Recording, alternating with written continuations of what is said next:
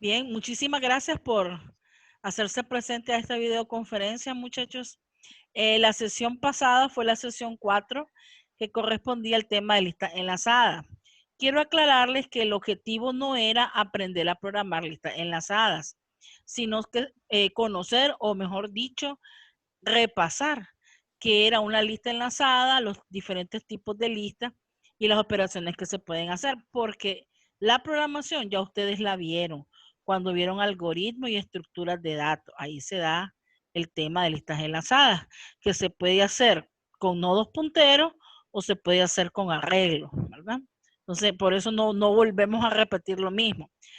La idea de esta asignatura, muchachos, es conocer los diferentes lenguajes de programación, pero no aprendiéndolos a programar, sino conociendo cuáles son sus debilidades, sus fortalezas, qué es lo diferente que tiene cada uno, en qué clasificación cae, etcétera. O sea, es bastante teórica.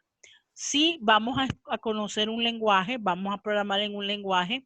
En este caso hemos elegido C#, pero vamos a trabajar solo en modo consola, no en el modo gráfico, porque pues no tenemos mucho tiempo para eso. Yo por eso les decía el sábado pasado que se fueran buscando Visual Studio, ¿verdad? Para instalarlo en sus compus, porque ese es el IDE que vamos a utilizar para la programación. El próximo sábado es examen, ¿verdad? Entonces el examen viene sencillo, de selección múltiple, porque como es teórico, pedagógicamente nos dicen pues que cuando los exámenes son teóricos, se hagan de esa manera para que para ustedes les sea más fácil, ¿verdad? Selección múltiple, encierre en un círculo, ¿verdad? Ese tipo de verdadero o falso, ese tipo de preguntas. Entonces yo creo que viene fácil. Y ustedes son buenos alumnos, por lo menos los que yo conozco, ¿verdad? Y estoy segura que van a salir bien. Y los que no conozco, también estoy segura que son buenos alumnos, ¿verdad? Si no, pues no habrían llegado tan alto. Ya están en tercer año, ya se hubieran corrido, ¿verdad? Entonces, creo que todos van a salir bien. Quiero explicarles brevemente de qué trata la clase de hoy. Vamos a hablar sobre la programación funcional, pero igual lo que queremos es resaltar qué lenguajes de programación la usan, qué características tiene, algunos ejemplos de dónde se puede evidenciar la programación funcional, etcétera. Entonces ahí en las diapositivas comenzamos diciendo que la programación funcional se le llama así porque ella se centra, muchachos, en las funciones. ¿Verdad? Recuerden que hay dos tipos de funciones, las funciones que vienen integradas con el lenguaje de programación y las funciones que nosotros definimos, las definidas por el usuario. Entonces, en el caso de la programación funcional, ellos dan mayor importancia a las funciones. Por eso dice ahí la teoría que las tratan como valores de primera clase. Todo lo que el usuario haga con una función se puede hacer con los valores de otros tipos integrados y no se necesita mucho esfuerzo. Las funciones pueden aceptar a otras funciones como argumento y devolver una función como valor de llamada. Imagínense pues qué tan amplios son estos tipos de lenguaje, ¿verdad? Estas operaciones son los pilares de lo que se conoce como la programación funcional. Se pueden crear en numerosos lenguajes de programación. Esto quiere decir que las funciones son consideradas ciudadanos de primera clase, se pueden usar como parámetros, pueden ser asignadas a una variable e incluso pueden seleccionarse de manera dinámica según las circunstancias en las que se esté utilizando, ¿verdad? Aquí les puse un diagramita con las principales características. Bueno, está centrada en funciones. Los datos pueden ser inmutables, es decir, no cambiar. Utiliza muchas funciones puras. Acepta la recursión. Recuerden que la recursión es la propiedad que tiene una función de llamarse a sí misma. Nos permite manipular listas y utiliza la lazy evaluation, que es lo que se conoce como evaluación perezosa, que es una de las características de los lenguajes funcionales, que vamos a ver de qué se trata, ¿verdad? Aquí les puse ejemplos en diferentes lenguajes. Ahí tienen en Python, tenemos esa función f, ¿verdad? Que retorna la suma de el parámetro x más 3.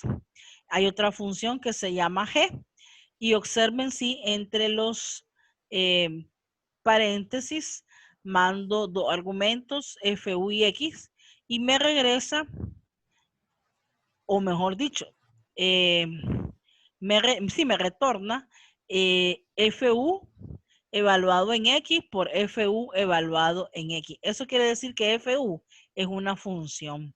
La estoy usando como argumento y también la estoy usando como variable, ¿verdad? El mismo ejemplo lo tengo acá, pero lo que cambié fue el lenguaje de programación. Este es Haskell, ¿verdad? Es lo mismo, defino una función f que es de tipo entero y lo que hace f es sumar x más 3. Es la misma, pero el lenguaje es lo que cambia. Igual, esta es la misma, pero el lenguaje es escala. Es lo mismo, se trata de lo mismo, el mismo ejemplo. Ahora sí, hablemos de lo que son las asociaciones dinámicas y la evaluación tardía. Eso de enlace dinámico es un mecanismo que tienen este tipo de lenguaje que durante la ejecución de un programa, ellos pueden mandar a llamar a una función en un momento determinado. Esto es útil cuando nosotros nos podemos saber de forma estática, es decir, en tiempo de compilación, si la acción va a suceder o no va a suceder, ¿verdad? Tiene que ser en tiempo de compilación. El enlace dinámico se utiliza cuando hay múltiples clases en una jerarquía de clases que contienen diferentes implementaciones del mismo método. Esto, muchachos, ya está hablando de programación orientada a objetos, ¿verdad? Hablamos de una clase. Sabemos que una clase es una plantilla donde yo puedo diseñar el tipo de datos que voy a manipular, que aquí se llaman objetos, ¿verdad? En la programación orientada a objetos. Y dice que contiene diferentes implementaciones del mismo método. Recuerden que los métodos en la programación orientada a objetos son las funciones, ¿verdad? Las funciones o los procedimientos, como lo quieran llamar. Cuando yo utilizo diferentes métodos o diferentes funciones, pero que a la larga hacen lo mismo, estoy hablando de una característica que se llama polimorfismo en programación orientada a objetos, que yo puedo tener dos funciones o dos métodos con el mismo nombre, pero realizan cosas distintas dependiendo de en qué circunstancias yo llame a ese método. Yo sé que soy un poquito complejo, ¿verdad? Pero ustedes tienen que recordar un poquito lo que vieron en la programación orientada a objetos, ¿verdad? Aunque no estamos profundizando en ello, simplemente se quiere explicar que los lenguajes que utilizan la programación funcional se centran mucho en las funciones. En programación orientada a objetos, las funciones se llaman métodos, ¿verdad? A eso se refiere. No sé si tienen preguntas hasta ahí, muchachos. El silencio. ¿De momento no? Ok, continuemos entonces. Hablemos entonces, aquí tenemos un ejemplo, perdón, de está implementado en Java. Tenemos una clase, o en este caso es una interfaz, pero como nosotros no nos dio tiempo de ver interfaces, vamos a decir que es una clase. La clase se llama persona. ¿Y qué es lo que hace esta clase? Manda a imprimir, manda a llamar a un procedimiento que se llama imprimir, ¿verdad? Aquí tenemos otra clase que se llama padre, que es igual a persona. Implements quiere decir que hereda los atributos de la clase persona. O sea, que desde la clase padre yo puedo llamar al método imprimir, que es lo que él hace, ¿verdad? Ya se fijaron aquí abajo, dice public void imprimir. Pero aquí yo tengo que implementar el método. Aquí, en la interfase persona, yo solo digo, hay un método que se llama imprimir, pero no digo qué es lo que va a hacer. En la clase padre, sí, yo le digo, imprimí hello Dani, ¿verdad? Hello Dani. Tengo otra clase que se llama hijo, que también hereda de la clase persona el mismo método, imprimir. Pero igual, ¿verdad? Como es otra clase diferente, yo tengo que poner ahí lo que quiero que haga, o sea, implementar el método de imprimir, que en este caso dice imprimir un hijo, ¿verdad? Es el mismo método, muchachos. En los dos se llama imprimir, solo que en la clase padre, él manda a imprimir hello Dani, y en la clase hijo, él manda a imprimir en hijo. Eso es lo que se llama polimorfismo. Tengo el mismo método, pero hace dos cosas distintas, dependiendo de quién lo mande a llamar, ¿verdad? No sé si me explico o los estoy confundiendo. Alison. Sí, profe, está claro. Ok, gracias. Ok, chicos.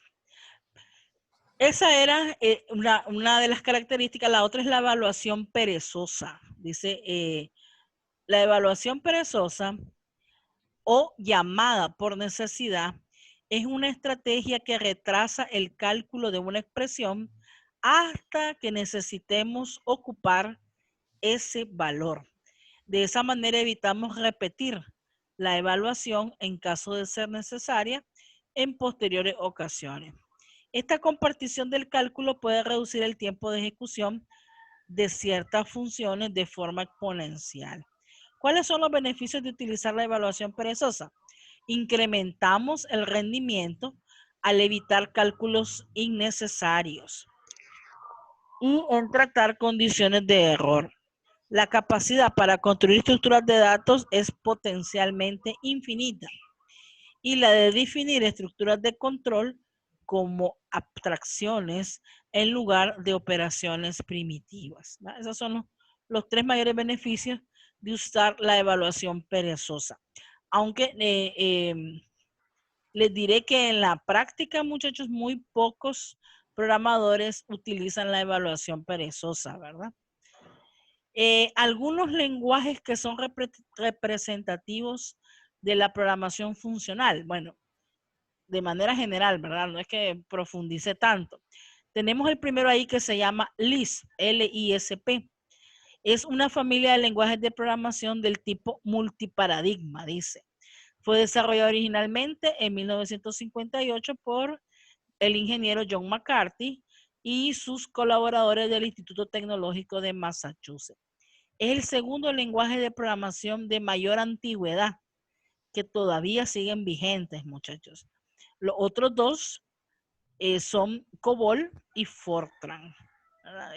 Obviamente que se ha ido actualizando a medida que va pasando el tiempo, ¿verdad? No es el mismo que Profe, ¿sí? Disculpe, no entendí muy bien lo de la evaluación perezosa. Ok. Cuando decimos evaluación quiere decir que algo se va a ejecutar y nos va a dar un resultado, ¿cierto? Entonces, en el caso de la evaluación perezosa, vamos a regresarnos. Ahí está. Dice que es una estrategia de programación que me permite a mí retrasar el cálculo de una fórmula, de una expresión aritmética, hasta que yo en realidad necesite utilizar ese valor. Por ejemplo, estoy haciendo un programa y en un momento determinado tengo que sumar dos números, pero el resultado de esa suma lo voy a usar hasta que vaya finalizando el programa. Entonces, ¿qué hace el programa? Como no lo necesito ahorita, lo deja pendiente y sigue con la siguiente instrucción. Hasta que yo... O sea que él sigue ejecutando funciones y funciones hasta que usted manda a llamar el resultado que... Exactamente, así es. Ya, ok, ahora exactamente, sí. Ya. Correcto, muy bien. Así es. Okay. Como bien dijo su compañero, muchachos, él deja pendiente lo que no va a ocupar ahorita y continúa con otra, hasta que yo digo, ahora necesito saber cuánto dio la suma. Entonces en ese momento él se regresa, hace el cálculo y se lo trae. ¿verdad? A eso es lo que se llama evaluación perezosa. Ok. Bien, entonces del LIS solo estábamos mencionándolo, ¿verdad? Que es multiplataforma, multiparadigma, es decir, lo pueden usar con programación estructurada, con programación funcional y con programación orientada a objetos, ¿verdad? Cualquiera de esos paradigmas. Otro lenguaje que tiene estas mismas características de la funcionalidad es el lenguaje Shem. Dice que es una derivación del programa LIS. Fue introducido en la década de los 70 y fue más que todo para aprendizaje, o sea, apareció en las aulas de clase, ¿verdad? En el mundo académico.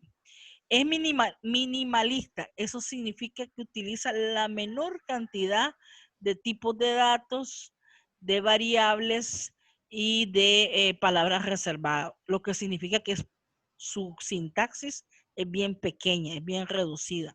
Su objetivo, dice, no es tener un gran número de funciones, sino evitar las debilidades que hagan innecesaria el estar agregando tantas funciones. ¿Verdad? Por eso es que él busca el método más cortito para hacer algo. ¿Verdad? Por ejemplo, dice, el mecanismo principal para el control de flujo lo hace con funciones recursivas, permite la recursividad. ¿Verdad? Otro lenguaje que tiene las características de los programas funcionales es APL, son las siglas de A Programming Language, que también es de los años 50-60. Fue desarrollado por Kenneth Iverson. Es un lenguaje aplicativo similar a un lenguaje funcional. Utiliza operadores parametrizables, es decir, que se pueden mandar como parámetros dentro de una función.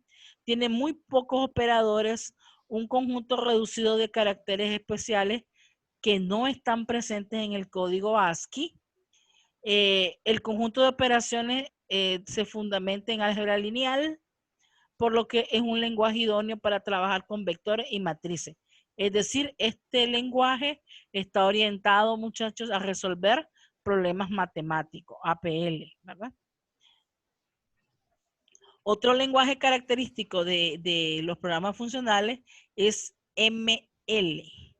También desarrollado en los años 70, son las siglas de metalenguaje, que es un lenguaje que fue desarrollado para hacer demostraciones del sistema LCF, que es un lenguaje que combina cálculos de primer orden con cálculo polimórfico que ha sido reducido o tipificado, ¿verdad?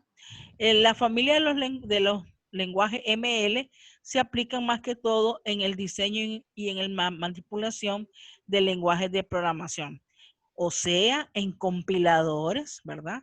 Analizadores, demostradores de teorema, así como en bioinformática, en los sistemas financieros, los protocolos de sincronización en las redes, ¿verdad? Etcétera. Es un lenguaje que está más que todo orientado a demostraciones, ¿verdad?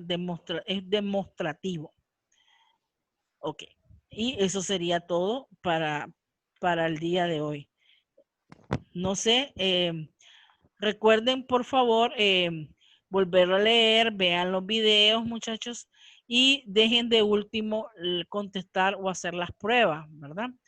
Porque hay que primero tener claros la teoría para después poder hacer las pruebas. ¿Tienen alguna pregunta, alguna duda? Esto también va a salir en el examen. Sí, hasta aquí va a salir en el examen, chicos. Así es. Recuerden que vamos solo el examen viene, les dije, solo teórico, ¿verdad? Viene, cierren un círculo, complete, verdadero y falso. Eso es lo que viene en el examen, para que ustedes ya sepan. Bien. ¿Alguna pregunta, chicos? Ninguna. Ok. recuerden, todavía tienen chance para hacer las tareas que no les haya dado tiempo de hacer. Creo que las van a cerrar hasta el viernes.